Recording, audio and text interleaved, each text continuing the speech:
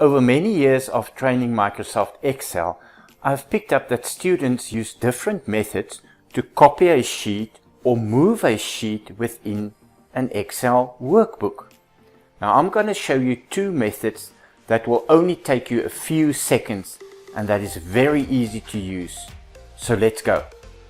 There are different ways to move and copy a sheet within a workbook in Excel.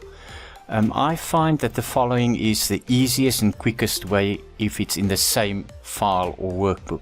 So to move a sheet, you will click on the sheet name, you will start moving it, a little arrow appears, and where you drop it, it will move to that position.